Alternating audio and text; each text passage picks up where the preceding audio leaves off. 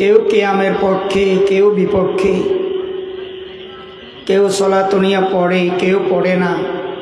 মাসালাগত একতলাফ, মতবিরোধ। কেউ বলে রসুল নূরের তৈরি, কেউ বলে মাটির তৈরি। কেউ দেখবেন জানাজার পরে মুনাজাত করে জানাজার মাঠেই, আর কেউ জানাজার পর পর মুনাজাত করে না। একতলাফ, মতবিরোধ করতে করতে মানুষ আল্লাহকে নিয়ে পর্যন্ত একতলাফ করে। আল্লাহকেও মানুষ ছাড়ে নাই। আমরা আল্লাহর ইবাদত করি, দুনিয়াতে এমনও জাতি আছে, মানুষ আছে আল্লাহর ইবাদত করে না, মূর্তি পূজা করে। মুসলমান আল্লাহর ইবাদত করে, আর কেউ আছে গাছ পূজা করে, বাঁশ পূজা করে, গাছের বাঁশের ইবাদত করে। মুসলমান আল্লাহর ইবাদত করে, কেউ আছে চন্দ্র পূজা, সূর্য পূজা করে। সূর্য পূজা করে যে কেউ আছে। 3 টাইমে নামাজ পড়া নিষেধ। সূর্য ওঠার সময় যতক্ষণ রেড কালার থাকে, সূর্য ঠিক মাথার উপর যখন আসে এবং সূর্য যখন ডুবে যায়, অস্তে যায়, আবার যখন লাল হয়ে যায়, এই 3 সময়ে নামাজ পড়ার নিষেধ কেন? দুনিয়াতে যারা সূর্য পূজক আছে তারা এই 3 টাইমে সূর্যের ইবাদত করে, সূর্যকে সিজদা করে এই 3 টাইমে। তো আমরাও যদি এই 3 টাইমে নামাজ পড়ি, তাদের সাথে আমাদের মুসাওয়া একরকম হয়ে যাবে। তো সূর্য পূজকেরা বলবে, দেখো ওরাও আমাদের দলের মানুষ, না হয় আমাদের টাইমে ওরাও কেন সিজদা করে? ওরাও মনে হয় সূর্যকে পূজা করতেছে। এই জন্য কয় টাইমে নামাজ পড়া নিষেধ? 3 টাইমে। এটা আল্লাহ এবং রসুলে নিষেধ করেছেন। তবে যেই দিনের সূর্য ডুবতেছে সেই দিনের আছরের নামাজটা জায়েজ। তো জানাজার মাঠে জানাজার পর পরই মুনাজাত করার নিষেধ কেন? কারণ লাশকে সামনে রেখে, লাশকে মুর্দাকে পাশে রেখে যদি মুনাজাত করে, তখন বিজাতীয় কিছু মানুষ বলবে, বিশেষ করে হিন্দুরা বলবে যে দেখো আমরা মূর্তি পূজা করলে দোষ, মূর্তি থেকে চাইলে দোষ, আর এরা মরা থেকে চাইলে দোষ নাই। ওই দেখো লাশ একটাকে রেখে সামনে মুনাজাত করতেছে, এরা মনে করবে আমরা লাশ থেকে চাইতেছি। এই জন্য জানাজার মাঠে জানাজার পর পর মুনাজাত অনেকে করে না। ওই দাফন দেওয়ার পরে কবর জিয়ারত করে, তারপরে মুনাজাত করে। তো বলতে চাচ্ছি ইখতিলাফ, মতবিরোধ, দলাদলি করতে করতে আল্লাহকে পর্যন্ত নিয়ে ইখতিলাফ করে মানুষ। আল্লাহকেও মানে না যে অনেক জাতি ফেরকা আছে। ইখতিলাফ করতে করতে নিরাপদ, ইখতিলাফ মুক্ত একটা জায়গা ছিল মুসলমানের, শান্তিময়, নিরাপদময়, পবিত্র একটা জায়গা ছিল। সেখানেও এখন ইখতিলাফ, মতবিরোধ ঢুকে দিছে। সেটা হলো মসজিদ, বাইতুল্লাহ, মসজিদ। সেখানেও এখন ইখতিলাফ, মতবিরোধ, গ্রুপিং। কেউ বুকে হাত বাঁধে, কেউ নাভির নিচে হাত বাঁধে, 2 পক্ষ। কেউ জোরে আমিন বলে আর কেউ আস্তে বলে। কেউ রফে আদাইন করে, কেউ করে না। কেউ ইমামের গালে গালে সূরা ফাতিহা পড়ে আর কেউ পড়ে না। ইখতিলাফ মসজিদের ভিতরেও ইখতিলাফ ঢুকাই দিছে। এখন একটা মুসল্লি, সাধারণ মানুষ নামাজ ধরছে, মসজিদমুখী হয়েছে, তাকে যদি আহলে হাদিসের কোনো ভাই বলে যে আপনি নাভির নিচে হাত মারতেছেন, নামাজ হবে না, বুকে হাত মারতে হবে, এটা হাদিসে আছে। আস্তে আমিন বলেন কেন? হাদিসে আছে জোরে আমিন বলতে হবে। এই বেচারা নতুন মুসল্লি, এত দিনই শিক্ষা নাই, বাংলা ইংরেজি শিক্ষিত জেনারেল শিক্ষিত মানুষ, বেচারা যাবে কোথায়? এখন তাকে ধরে যদি বলে ইমামের গালে গালে সূরা ফাতিহা পড়তে হবে, লা সলাতা ইল্লা বিফাতিহাতিল কিতাব, এই সূরা ফাতিহা না পড়লে নামাজ হবে না, নামাজের জায়গায় দাঁড়াইতে হবে, না হয় নামাজ হবে না। রফায়াদাইন করতে হবে, রুকুতে যাওয়ার আগে সিজদায় যাওয়ার আগে রফায়াদাইন করতে হবে, না হয় নামাজ হবে না। এই আল্লাহর বান্দা তখন কি বলবে? আহারে, মনে করেছিলাম মসজিদের বাহিরে একতলাপ মতবিরোধ দলাদলি, এখন তো দেখছি মসজিদের ভিতরেই দলাদলি। এরা বলতেছে নাভির নিচে হাত বাঁধো, আর ওরা বলতেছে বুকে হাত বাঁধো। এরা বলতেছে ইমামের গালে গালে সূরা ফাতিহা পড়িও না, ওরা বলতেছে পড়ো। এরা বলতেছে আমিন আসতে বলো, ওরা বলতেছে জোরে বলো। এরা বলতেছে রফায়াদাইন করো, ওরা বলতেছে রফায়াদাইন করিও না। যা, আগামীকাল থেকে আর মসজিদেও ঢুকবো না, নামাজও পড়বো না। বলবে কি বলবে না?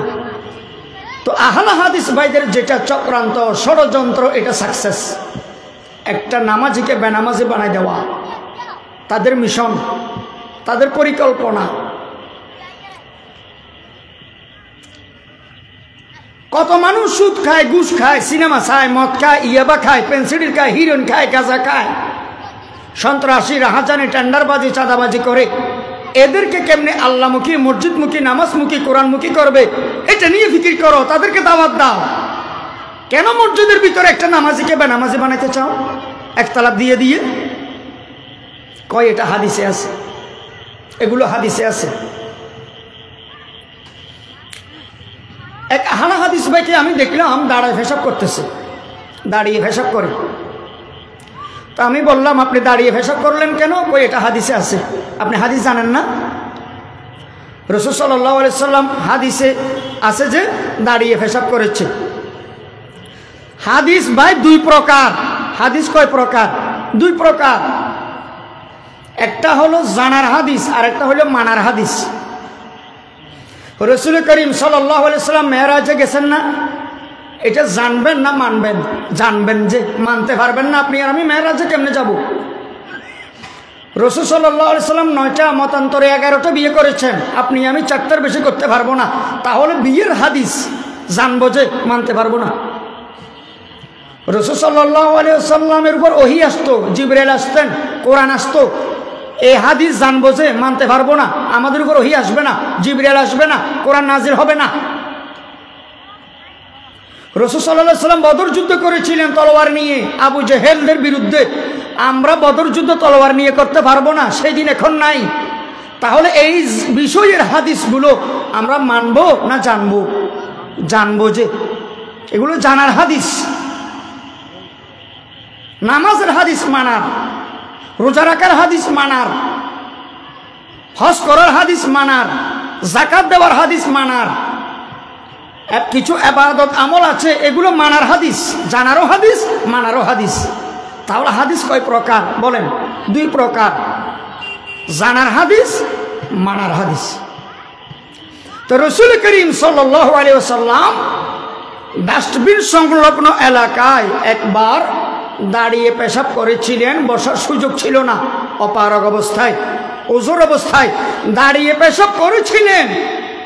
এটা হাদিসে আছে, ঠিক আছে, কিন্তু এটা জানার হাদিস। মানার হাদিস হচ্ছে রাসূল করিম সাল্লাল্লাহু আলাইহি সাল্লাম সারা জীবন বসে পেশাব করেছিলেন, বসে জরুরত সারাইছিলেন, এইরকম অসংখ্য হাদিস আছে। এটা মানার হাদিস, এটা জানার হাদিস। দাঁড়িয়ে পেশাব করার হাদিস এটা একমাত্র জানার হাদিস, এটা মানার হাদিস না। ঠিক না ঠিক বলেন? হাদিস দুই প্রকার, জানার হাদিস, মানার হাদিস। তা আমি ভাইকে বললাম যে ভাই বুঝছেন তো? কয় হ্যাঁ বুঝছি, জানার হাদিস, মানার হাদিস। কিছু হাদিস আছে শুধু জানতে পারা, আর কিছু হাদিস আছে জানারও মানারও, ঠিক আছে। তা আমি বললাম আমি একটা সওয়াল করি আপনাকে। কয় করেন, অসুবিধা কি? করেন। আপনি কি আহলে কোরআন না আহলে হাদিস? কয় আমি আহলে হাদিস। কোরআন 1 নাম্বার না হাদিস 1 নাম্বার? কয় কোরআন তো 1 নাম্বার, কোরআন আগে হাদিস পরে। তাহলে আহলে কোরআনে না বলার দরকার ছিল 1 নাম্বার আহলে কোরআন। 2 নাম্বার কেন নিছেন? আহলে হাদিস কেন বলে আপনাদেরকে? আপনারাও আহলে হাদিস বললে খুশি কেন? 2 নাম্বারটা কেন? আহলে কোরআনে না নিবেন, নাম নিলে 1 নাম্বারটা নেন অরিজিনাল, যেখানে জয়ীফ মৌজু কোনো সুযোগ নাই আয়াতে কোরআনে। আসলে আহলে কোরআন কোরআনকে যদি বানিয়ে পড়ে, কোরআন নিয়ে যদি সিনিমিনি খেলে, তাদের ভুল ধরার জন্য, তাদেরকে অ্যাটাক করার জন্য বড় মুফতি মুফাসসির মুহাদ্দিসের দরকার নাই। কোরআনকে নিয়ে যদি গলত পড়ার চেষ্টা করে, বানিয়ে পড়ার চেষ্টা করে, বাংলার জমিনে ছোট ছোট লক্ষ লক্ষ হাফেজ, কোরআনে হাফেজ আছে না নাই? এরাই ভুল ধরতে পারবে কি পারবে না? কোরআন নিয়ে চক্রান্ত, ষড়যন্ত্র, সিনিমিনি খেলার সুযোগ নাই। এই জন্য আহলে কোরআন 1 নম্বরটা নাম নেই, ওই 2 নম্বরটা নিচে যে, কারণ হাদিসের হাফেজ তো নাই, আহলে হাদিস, এই জন্য 2 নম্বর নামটা নিচে যে, হাদিসের হাফেজ নাই। এখন হাদিস বানাই বললে কয়জন বুঝবে বলেন? কয়জনে বুঝবে? নিষ্পাপ যারা কোরআনের হাফেজ তারা তো বুঝবে না, জেনারেল শিক্ষিতরা বুঝবে না। যেমন আমি এক আহলে হাদিস ভাইকে কথা প্রসঙ্গে, মুবাহাসা প্রসঙ্গে গিয়ে বলতেছি যে ভাই আপনি তো আহলে হাদিস। কয় হ্যাঁ। আমি কয়েকটা কথা বলবো, এগুলো কোন কিতাবের হাদিস একটু বলবেন? কয় বলেন। বলেন। আমি বললাম কামা তাদিন তুদান, কোন কিতাবের হাদিস? কয় হুজুর বুখারী শরীফের হাদিস। জুরগিবান তাজদাদু হুব্বান, কোন কিতাবের হাদিস? কয় হুজুর মুসলিম শরীফের হাদিস। আল জিনসু ইয়ামিলু ইলাল জিনসি, কোন কিতাবের হাদিস? কয় হুজুর তিরমিজি শরীফের হাদিস। আল্লাহর কসম এগুলো কোনো হাদিস নয়, এগুলো কোনো রসুলের হাদিস নয়, এগুলো আরবি প্রবাদ বাক্য। আরবি প্রবাদ বাক্য, বাংলায় কিছু প্রবাদ বাক্য আছে, যেমন ভাবিয়া করিও কাজ, করিয়া ভাবিও না, এটা হাদিস নয়, আয়াত নয়, প্রবাদ বাক্য। এমন জীবন তুমি করিও গঠন, মরণে হাসিবে তুমি কাঁদিবে ভুবন, এটা আয়াতও নয়, এটা হাদিসও নয়, এটা বাংলা প্রবাদ বাক্য। আমিও প্রবাদ বাক্য কিছু আরবিতে মুফিদ তলিবিনের কিতাব থেকে বললাম। কামা তাদিন তুদানু, কয় বুখারী শরীফের হাদিস। জুরগিবান তাজদাদু হুব্বান, কয় মুসলিম শরীফের হাদিস। আল জিনসু ইয়ামিলু ইলাল জিনসি, কয় তিরমিজি শরীফের হাদিস। আল্লাহর কসম এগুলো কোনো হাদিস নয়, এগুলো হলো আরবি প্রবাদ বাক্য। তুমি কোন আহলে হাদিস হয়েছ? কোনটা হাদিস কোনটা প্রবাদ বাক্য তুমি ডিফারেন্ট করতে জানো না, পার্থক্য করে জানো না, পার্থক্য করতে জানো না, তুমি আহলে হাদিস নামের কলঙ্ক। ঠিক নেবে? ঠিক বলেন। তুমি কিসের আহলে হাদিস? আমি তো প্রবাদ বাক্য বলছি যে পরীক্ষা করার জন্য তোমাকে কয়েকটা, তুমি বলতেছো বুখারী শরীফ, মুসলিম শরীফ, তিরমিজি শরীফ, কিসের আহলে হাদিস তুমি? এরা বলে পীর মুরিদ জায়েজ নাই, পীর মুরিদ জায়েজ নাই, এটা বেদাত, এটা শিরিক, এটা হারাম। অথচ পীর মুরিদ হক্কানে ওলামায়ে কেরাম, পীর মাশায়েখ, ওলামায়ে দেওবন্দ, ওলামায়ে কৌমিয়া, পৃথিবীর সর্বস্তরের হক্কানে ওলামায়ে কেরাম পীর মুরিদ জায়েজ আছে বলেছেন। এই বিষয়ে আপনারাও জানেন, হক্কানি পীর মাশায়েখদের সোহবতে থাকার কারণে, হক্কানি পীর মাশায়েখদের তালিম তরবিয়তের উসিলায় লক্ষ লক্ষ বেনামাজি নামাজি হয়েছে না, বে দাড়ি রাখছে না, বে পর্দা করছে না, বে আল্লাহ মুখী হয়েছে, বে মসজিদ মুখী হয়েছে, হক্কানি পীর মাশায়েখদের উসিলায় সোহবতে। ইয়া আইয়ুহাল্লাযীনা আমানুত্তাকুল্লাহ, আল্লাহ তাআলা বলেন ওরে ঈমানদারের আমি আল্লাহকে ভয় করো। ওয়া কুনু মা'আস-সাদিকিন, এবং সত্যবাদীদের সংস্পর্শে থাকো, সত্যবাদীদের থেকে সোহবত নাও। আস-সাদিকিনের মেসদাক, আস-সাদিকিনের মর্যা, আস-সাদিকিনের লক্ষ্য উদ্দেশ্য হুমুল উলামা। উলামায়ে কেরাম হলো আসমানের নিচে জমিনের উপরে সবচেয়ে বড় সত্যবাদী। ক্বালা রাসূলুল্লাহি সাল্লাল্লাহু আলাইহি ওয়াসাল্লাম, আল উলামা ওয়ারাসাতুল আম্বিয়া, উলামায়ে কেরামগণ হচ্ছে নবীর উত্তরসূরি। ওয়া ক্বালা আল মুস্তাফা সাল্লাল্লাহু আলাইহি ওয়াসাল্লাম, ফাদলুল আলিমি আলাল আবিদি কাফাদলি আলা আদনাকুম। আমি রাসূলের সম্মান তোমাদের কাছে যতটুকু, কিয়ামতের আগে আমার ইন্তেকালের পরে যে উলামায়ে কেরাম আমার ওয়ারিসগণ আসবে উম্মতের কাছে তাদের সম্মান ততটুকু। বলেন সুবহানাল্লাহ। আল্লাহ তাআলা বলতেছেন সত্যবাদীদের সংস্পর্শে থাকো, সুহবত নাও। অন্যত্র তিনি বলেন কুল আতিউল্লাহ, আমি আল্লাহর হুকুম মানো, ওয়া আতিউর রাসূলা, রসুলের অনুসরণ করার মাধ্যমে রসুলের সিস্টেমে সুন্নত তরিকায় আমি আল্লাহর হুকুম ও অর্ডারগুলো মানো। 3 নম্বরে ওয়া উলিল আমরি মিনকুম, শরীয়তের কর্ণধার, শরীয়ত কর্তৃপক্ষ যারা আছে, আল ওলামা, ওলামায়ে কেরামদের হুকুমগুলো মানো, ওলামায়ে কেরামদের শরীয়তের মাসলা মাসাইল মানো। সুবহানাল্লাহ বলেন। আল্লাহ তাআলা বলতেছেন ওলামায়ে কেরামদের সোহবতে থাকো, ওলামায়ে কেরামদের কথা মানো।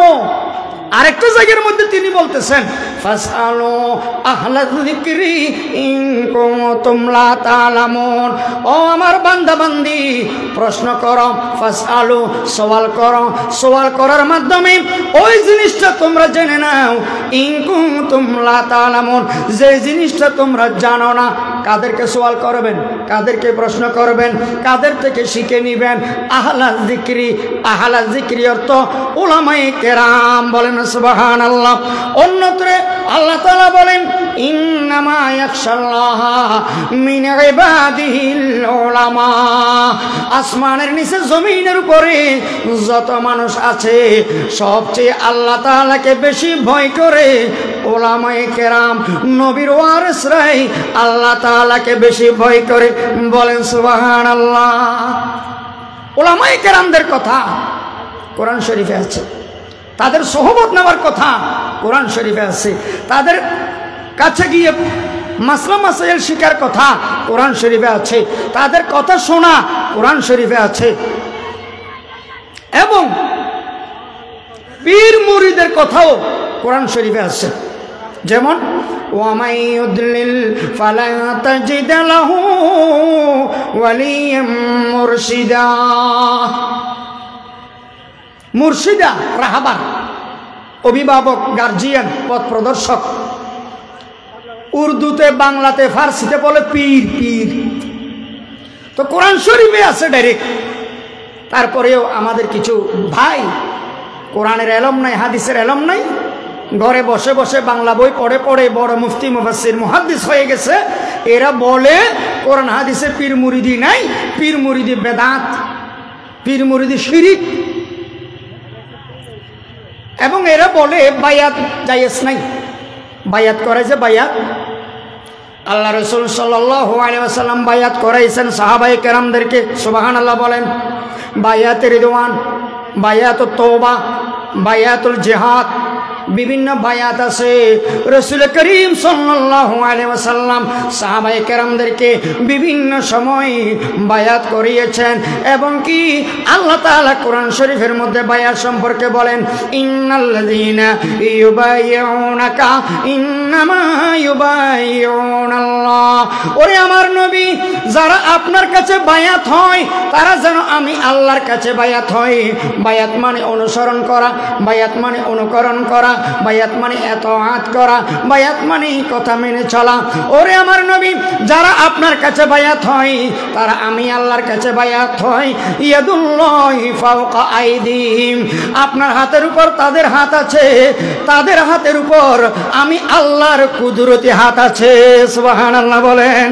ইন্নাল্লাযীনা ইউবাইয়ুনাকা ইন্নামা ইউবাইয়ুনাল্লাহ ইয়াদুল্লাহি ফাওকা আইদিহিম। তাহলে পীর মুরিদ কোরআন হাদিসে আছে না নাই বলেন? বায়াত কোরআন হাদিসে আছে না নাই? আছে।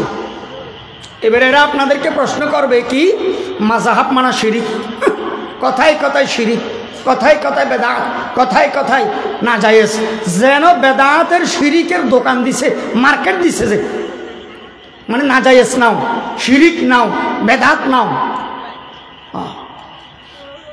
কেন?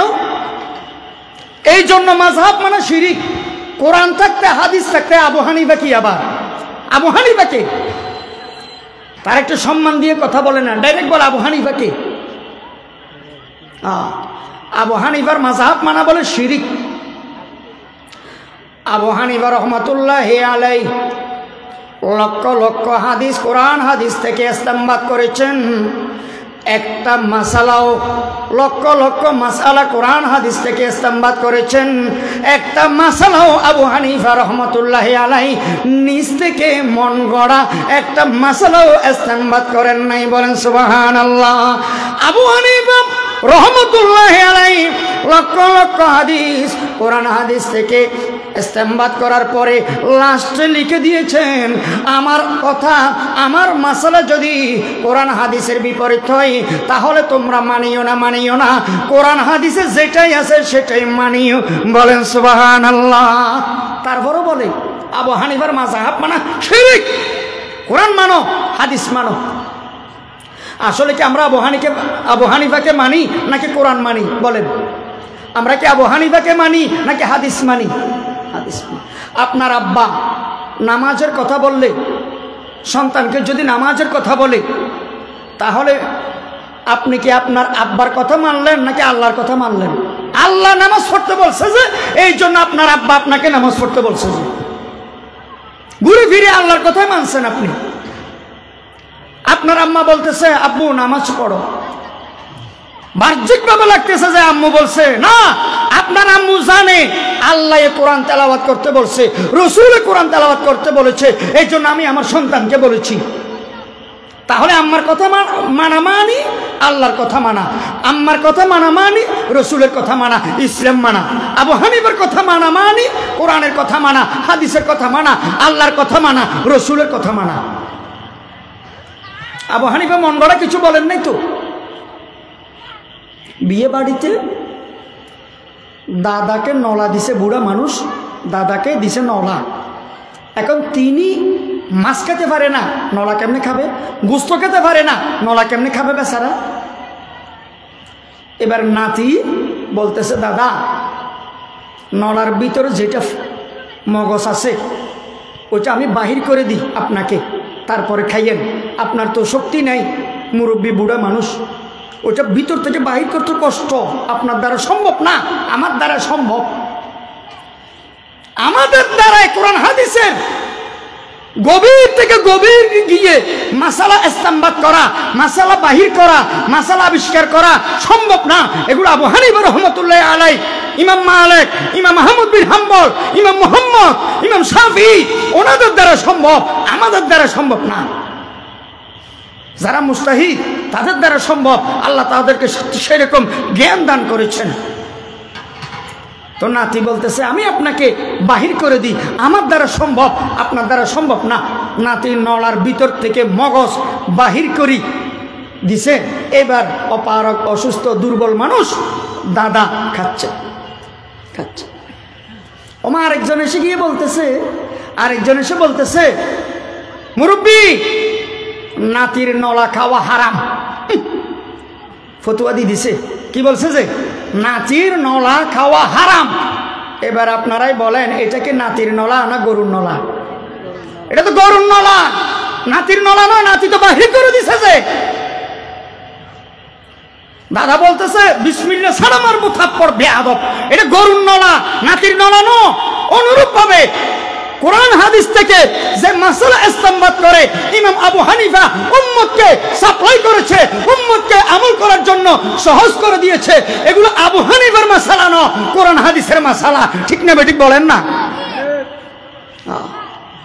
তারপরে বলবে আবু হানিফার মাসালা মানে শিরিক, মাযহাব মানে শিরিক, এটা আবু হানিফার মাযহাব না, এটা কোরআন হাদিসের মাযহাব। এগুলো আবু হানিফার ধর্ম না, কোরআন হাদিসের ধর্ম, ইসলাম ধর্ম। আপনাদের গ্রামে আব্দুল্লাহ নামের এক আল্লাহর বান্দা মোটরের ব্যবস্থা করে দিছে পানি খাওয়ার জন্য। মোটর, আপনারা পানি খাচ্ছেন। ওমার একজন এসে মাঝখানে বলতেছে আব্দুল্লাহর পানি খাওয়া হারাম। ওমা, আব্দুল্লাহর পানি খাওয়া হারাম। এবার মুরব্বীরা ধরে হাত পা বেঁধে আধা ঘন্টা দোলাই করছে। বেটা ব্যাকল, এগুলো কি আব্দুল্লাহর পানি নাকি আল্লাহর পানি? পানি কি আব্দুল্লাহর না আল্লাহর? আল্লাহ। কোরআন হাদিস কি আবু হানিফার নাকি আল্লাহ রসুলের? আল্লাহ রসুলের। তারপরেও বুঝে না, কয় আবু হানিফার মাযহাব মানে শিরিক, আবু হানিফার মাযহাব মানে শিরিক। এক আহলে হাদিস ভাই নামাজে জায়গায় দাঁড়াইছে, আমি তার পাশে দাঁড়াইছিলাম এক সফরে।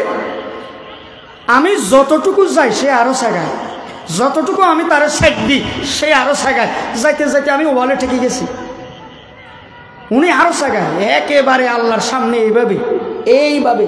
আহা, অফিসে স্যারের সামনে, বসের সামনে যদি কোনো চাকরিজীবী, কোনো কর্মচারী এভাবে দাঁড়ায়, তাকে কি বেতন দিবে নাকি মাইর দিবে?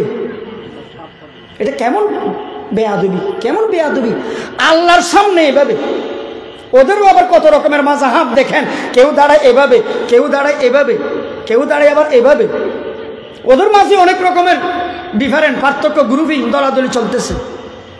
আমি বললাম মুরব্বী, আপনি এতটুকু ফাঁক করছেন কেন? ফাঁক করতে হয় না, হয় সাইড দিয়ে শয়তান আসা যাওয়া করে। তো আমি বললাম যে সাইডে এনে ব্লক করছেন, এখন দুই ভাইয়ের মাঝখানে আপনার তলে যে এত বড় ফাঁক করছেন, এই শয়তান যে আসা যাওয়া করবে, এই শয়তানের ব্লক কে করবে? এই শয়তানের ব্লক কে করবে? আপনি এটা কোথায় শিখছেন? ওই ইউটিউবে। কোথায় শিখছে? যে ইউটিউবে দলিল দেয়, এদের দলিল ইউটিউব, এদের দলিল ফেসবুক। বড় বড় কিতাবের নাম বলতেছে যে YouTube, Facebook, TikTok, Instagram, Twitter, বড় বড় কিতাবের দলিল দিচ্ছে যে এগুলো দলিল। এখানে ওদের শাইখ আছে, বড় বড় শাইখ, এরা যা বলে তা শোনে। তো শাইখেরা ইউটিউবে মিডিয়ার মধ্যে বলে এটা শুনতে পারো, আমরা যেটা ডাইরেক্ট বলি এটা শুনতে পারো না। এগুলো তো কোরআন হাদিসের কথা। আমি বললাম এত হাদিস জানেন, গোসলের কয় ফরজ জানেন? কয় জানি। কয় ফরজ? কয় 3 ফরজ। কি কি? কয় 1 বালতি পানি, একটা সাবান আর একটা গামছা, এই হইল গোসলের 3 ফরজ। আচ্ছা তুমি কি আহলে হাদিস? তুমি কিসের আহলে হাদিস? ভালোভাবে কুলি করা, নাকে পানি দেওয়া, সমস্ত শরীর ধৌত করা, গোসলের 3 ফরজ। আর উনি সেগুলো না জেনে উনি বলতেছে এই পানি, সাবান, গামছা। এক জায়গার মধ্যে দেখলাম আহলে হাদিস জামে মসজিদ। কি জামে মসজিদ? আহলে হাদিস জামে মসজিদ। মসজিদ নিয়ে পর্যন্ত মতবিরোধ, একতলা গ্রুপিং, দলাদলি। মুসলমানের মাঝে আজকে এত গ্রুপিংতার কারণে, একতলাফের কারণে, মতভিন্নতার কারণে কাফেররা আজকে আমাদেরকে দুর্বল করার, মারার সুযোগ পাচ্ছে। ঠিক না বেঠিক বলেন? আমাদের দোষ, আমাদের দুর্বলতা। আরেক জায়গায় দেখলাম সুন্নি জামে মসজিদ, সুন্নি জামে মসজিদ। আমার এরকম কিছু ভাই আছে, এরা কথায় কথায় ওহাবি, কথায় কথায় ওহাবি। নামাজের টাইমে মুসল্লি একটা বের হয়ে যাচ্ছে। আমি বললাম আপনি নামাজ চলতেছে বের হয়ে যাচ্ছেন কেন? কয় এই ইমাম ওহাবি। ওহাবি যে কেমনে জানেন? কয় এটা আস্তে আস্তে কেরাত পড়ে, আস্তে আস্তে তরতিল সহকারে কেরাত পড়ে, এই জন্য উনি ওহাবি। আফসোস, আফসোস, এক ঠ্যাং কবরে আর এক ঠ্যাং উপরে। হ্যাঁ, 55 বছর বয়স হয়ে গেছে, এখন ওহাবি আর সুন্নি তুমি ঝগড়া দাও। কবে আমল করবে, কবে নামাজ পড়বে বন্ধু? ও ভাই, কবে নামাজ পড়বে, কবে জান্নাতে যাবে? যে এখনো ওহাবি আর সুন্নি দলাদলি, গ্রুপিং, ফাটাফাটি। কিছু ভাই আছে খাই ফেসাব, মনে করতে শুনি রংসা খার ফাইকে না, মনে করতে শুনি উনি হালুয়া খার, হালুয়া করের বেদাতি আমল, মনে করতেছে এটা সুন্নত, মনে করে সুন্নত। এক আহলে হাদিস জামে মসজিদে গেলাম, ঢুকছি, নামাজের টাইম হয়ে গেছে, আসরের টাইমে ইমাম সাহেব জোরে জোরে কেরাত পড়ে, বুলে বেচারা বুলে জোরে জোরে কেরাত পড়তেছে যে। এখন আমি অজুখা নাই, আমি তো লোকমা দিলে জমাত নামাজ ভেঙে যাবে, আমি বাহিরের মানুষ, এখনো অজুখা নাই। ইমাম সাহেবও জোরে জোরে বুলে পড়তেছে আসরের টাইমে ভাই। এবার এক ভাইয়ে লোকমা দিচ্ছে, আস্তে আস্তে আস্তে। আচ্ছা, এটা কি লোকমা হয়েছে? ইমাম সাহেব খেয়াল করে নাই, জোরে জোরে চলে কেরাত চলে। আরেক ভাইয়ে লোকমা দিচ্ছে, আসর আসর আসর। আচ্ছা, যারা আস্তে আস্তে আসর আসর লোকমা দিল, তাদের নামাজ আছে না গেছে? গেছে। এই জায়গার মধ্যে লোকমা দিতে হবে, সুবহানাল্লাহ, আনকমন লোকমা দিতে হবে রে ভাই। আল্লাহু আকবার লোকমা দিলে জায়েজ, তবে সুবহানাল্লাহ আনকমন লোকমা দিতে হবে। জাত ইমাম সাহেবে ব্রেক করে যে সুবহানাল্লাহ বলে কেন লোকমা দিল, এই মাসলা পর্যন্ত জানে না। আহলে হাদিস, হাদিস ওয়ালা, আহলে হাদিস। ও মুসলমান, কিছুদিন সৌদি আরব থেকে ছিল, সৌদি আরব থেকে এসে এখন জোরে জোরে আমিন বলে, আছে না নাই? জোরে জোরে আমিন কয়। যদি জিজ্ঞেস করি আমিন জোরে বললেন কেন, কয় হুজুর যেখানে ইসলাম কোরআন নাজিল হয়েছে, ইসলামের কেন্দ্র, সেখানে আমিন জোরে বলে। আমি বললাম বাইরে, সৌদি আরবের আমিন আর বাংলাদেশের আমিন যদিও বলতে একরকম লাগে আমিন, কিন্তু বেশ কম আছে। সৌদি আরবের আমিন হলো মাসআলার আমিন, বাংলাদেশের আমিন হলো মাযহাবের আমিন। এটাও মাসআলার আমিন, এটা বলবে জোরে, এটা বলবে আস্তে। যেমন নাকি ডাক্তারের সুরিও সুরি, ডাকাতের সুরিও সুরি। ডাক্তারের সুরি অপারেশন করে মানুষ মারে না বাঁচায়, ডাক্তারের সুরিয়ে মানুষ মারে না বাঁচায়, মানুষ বাঁচায়। অপারেশন করে সুরি দিয়ে মানুষ বাঁচায়। ডাকাতের সুরি মানুষ মারে না বাঁচায়, মারে। অথচ সুরি একই রকমের সুরি, ডাক্তারের সুরিও সুরি, ডাকাতের সুরিও সুরি। ডাকাতের সুরি মানুষ মারে, ডাক্তারের সুরিয়ে মানুষ বাঁচায়। সৌদি আরবের আমিনও আমিন, বাংলাদেশের আমিনও আমিন। সৌদি আরবের আমিন হলো মাসআলাগত আমিন, বাংলাদেশের আমিন হলো মাসআলাগত এবং মাযহাবের আমিন। সৌদি আরব আমিন জোরে হবে, বাংলাদেশে আমিন আসতে হবে। সেখানের আমল সেখানে করো, এখানের আমল এখানে করো, উভয়টা জায়েজ, কোনো সমস্যা নাই। কিন্তু এখানে আস্তে আমিন বলার মাঝখানে তুমি যদি জোরে আমিন বলো, তাহলে সবার নামাজের একাগ্রতা নষ্ট হয়ে যাবে, ঠিক নেবে ঠিক? তুমি তো আসছো নামাজের একাগ্রতা, ইখলাস, একনিষ্ঠতা ধ্বংস করার জন্য। তুমি তো আসছো ধ্বংস করার জন্য। ওই আমিন আর এই আমিন এক না, যদিও বলতে এক লাগে, যে বেশ কম আছে। এক বুড়ো মানুষ, মুরব্বী মানুষ, মুসল্লি, খুব সুন্দর কথা বলছে। কি কয়, এদিকে আসো, সৌদি আরব কয় বছর ছিলে? কয় 10 বছর। তো তুমি আসছো জোরে আমিন বলতেছ, মানুষ সৌদি আরব থেকে খেজুর আনে, জমজমের পানি আনে, জায়নামাজ আনে, কত কিছু আনে, তুমি আমিন নিয়ে আসছো। ভালো কিছু আনতে পারো নাই, আমিন নিয়ে আসছো তুমি। ও মুসলমান, নামাজের মাঝখানে সাগায় দাঁড়ানো, এটা কতটুকু? কমপক্ষে 4 আঙ্গুল, কমপক্ষে 2 পায়ের মাঝখানে 4 আঙ্গুল ফাঁক করে দাঁড়ানো, এটা আদব। হ্যাঁ, মানুষ মোটা হওয়ার কারণে একটু বেশি ফাঁক রাখতে পারবে, কোনো সমস্যা নেই। তবে ফাঁক করতে করতে একেবারে মানে বেয়াদবির মতো আদবের খেলাপ দেখায়, এইরকম ফাঁক করা এটা কিছুতেই উচিত নয়। ডানে বামে মুসল্লির পায়ের সাথে পা লাগাইতে হবে, এটা একেবারেই উচিত নয়। বুকে হাত বাঁধে, শেষ করে দিচ্ছি, বুকে হাত বাঁধে। আমরা বুকে হাত বাঁধার মাসালাও আমল করি, নাভির নিচে হাত বাঁধার মাসালাও আমল করি। হানাফি মাযহাবের যারা মহিলা, নারী, তারা বুকে হাত বাঁধার হাদিসে আমল করে, আর পুরুষ যারা, তারা নাভির নিচে হাত বাঁধার হাদিসে আমল করে। আমরা উভয় হাদিসের উপর আমল করি, আর তোমরা নারী পুরুষ এক হাদিসের উপরে আমল করো। আমরা উভয় হাদিসের উপর আমল করি, তা হাদিস অনুযায়ী আমল করলে আমরা করি। মা বোনেরা এটা করবে কেন? আল্লাহ তাআলা তাদেরকে সৃষ্টিগতভাবে আমাদের বিপরীত সৃষ্টি করেছেন, এই জন্য বুকে হাত বাঁধলে তাদেরকে সুন্দর দেখায়, আদব, এটা মানায়। আর ইমামের সাথে সাথে সূরা ফাতিহা পড়া, কিরাআতুল ইমামি কিরাআতুল মুসল্লি, ইমামের কেরাত মুসল্লিদের কেরাত, মুসল্লিদের জমাতে কেরাত পড়ার দরকার নেই। যদি সূরা ফাতিহা মুসল্লিরা ইমামের গালে গালে পড়ে খতরা আছে, অসুবিধা আছে। কেমন? ইমাম সাহেবে শেষের রাকাতগুলোতে তো শুধু সূরা ফাতিহা পড়ে, সূরা মিলাই না। এখন ইমাম সাহেবে যদি তাড়াতাড়ি সূরা ফাতিহা পড়ে রুকুতে চলে যায়, আর কোনো আহলে হাদিস ভাই পিছনে সূরা ফাতিহা পড়তেই আছে, ইমাম সাহেব রুকুতে চলে গেছে, উনি এখনো সূরা ফাতিহার মাঝখানে আছে, তো রুকু করা তো ফরজ। এখন রুকু থেকে ইমাম সাহেব উঠে গেছে ফরজ থেকে, উনি ওয়ালা দালিন আমিন বলে গেছে যে মাত্র, ফরজ পাইছে, রুকু পাইছে, পাই নাই, উনি এখনো গেছে যে মাত্র, ইমাম সাহেব উঠে গেছে, তো নামাজ হচ্ছে না। আর একটা ড্রাইভার এক গাড়িতে কয়জন হয় বলেন? কয়জন হয়? একজন। এখন কোনো প্যাসেঞ্জার যদি ড্রাইভারকে বলে আমি একটু আপনাকে হেল্প করি, এবার ড্রাইভার এদিকে, উনি এদিকে, দুজন দুই দিকে গাড়ি, এটা চলবে না অ্যাক্সিডেন্ট করবে? তো ইমাম তো ড্রাইভার, উনি আমাদের পক্ষ থেকে, মুসল্লিদের পক্ষ থেকে তো কেরাত করতেছে, আবার মুসল্লি কেন ওনার কেরাত নিয়ে টানাটানি, মারামারি, কারাকারি? ড্রাইভিং নিয়ে তো কোনো প্যাসেঞ্জার কারাকারি দিতে পারবে না।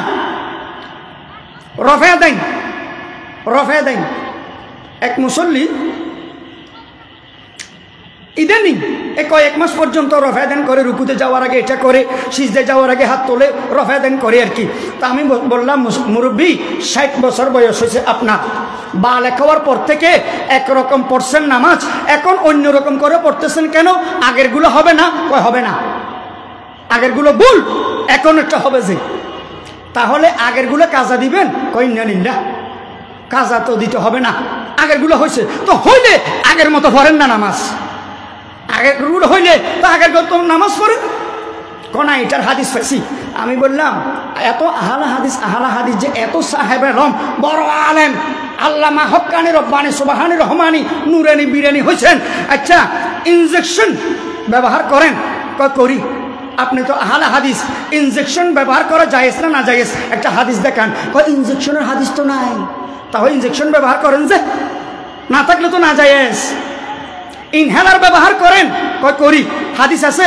নাই। তাহলে ব্যবহার করেন কেন? হাদিসে না থাকলে তো না জায়েজ। হ্যাঁ, তারপরে কারেন্ট, রসুল কারেন্ট ব্যবহার করছে, কারেন্ট ব্যবহার করা জায়েজ না না জায়েজ একটা হাদিস হতো নাই, হাদিস হতো নাই, কারেন্ট কেন ব্যবহার করেন? তারপরে এই যে মসজিদের কারেন্টের মাধ্যমে, মোটরের মাধ্যমে টাঙ্কিতে পানি তোলে, আবার টাঙ্কি থেকে পানি অজু করে পানি দিয়ে, রসুলের যুগে এরকম ছিল, তো এটা ব্যবহার করা জায়েজ না না জায়েজ হাদিস দেখান। রসুলে বিমানে করে ওমরা করতে, হজ করতে গেছিল, তো আপনি বিমানে করে কেন যান? হাদিস দেখান। হুজুর এগুলো তো খেয়াল করি নাই, এগুলো তো জানতাম না। আপনারাই বলেন হাদিসে না থাকলে না জায়েজ, কোরআনে না থাকলে না জায়েজ, তো এগুলো তো কোরআনেরও নাই, হাদিসেও নাই, বিমানে কেন সরেন? কারেন্ট কেন ব্যবহার করেন? রসুলে তো গ্যাসের রান্না খাই নাই, গ্যাস আপনি যে গ্যাসের রান্না খান হালাল না হারাম বলেন? কোরআন হাদিসে তো গ্যাসের রান্না খাওয়া হালাল না হারাম এটা নাই। সব কিছু হক্কানি উলামায়ে কেরাম, মুজতাহিদিনে আযম, ইমাম আবু হানিফা রাহমাতুল্লাহ আলাইহি, ওনারা কোরআন হাদিসের গভীর থেকে গভীরে গিয়ে এই সমস্ত আধুনিক মাসালাগুলো বাহির করে দিয়েছেন। মুফতিয়ানে কেরাম মাসালাগুলো বাহির করে উম্মতকে সহজ করে দিয়েছেন। তাই মাযহাব যদি না মানা, ইসলামকে না মানার মতোই, বেঈমান হয়ে যাবে মাযহাব যদি না মানে। কোরআন হাদিসের সাথে ইজমা মানতে হবে, কিয়াস মানতে হবে। আল্লাহ তাআলা আমাদের ভাইদেরকে হেদায়েত দান করুন, সহিহ বুঝ দান করুন। আমাদেরকেও আল্লাহ তাআলা কোরআন হাদিসের উপর ইজমা কিয়াসের মতো সহিহ আমল করার তৌফিক দান করুন। সবাই বলে আমিন। ওয়া আখিরু দাওয়ানা আনিল হামদুলিল্লাহি রাব্বিল আলামিন। আসসালামু আলাইকুম ওয়া রাহমাতুল্লাহি ওয়া বারাকাতুহু। मुहतरम हाज़िरीन,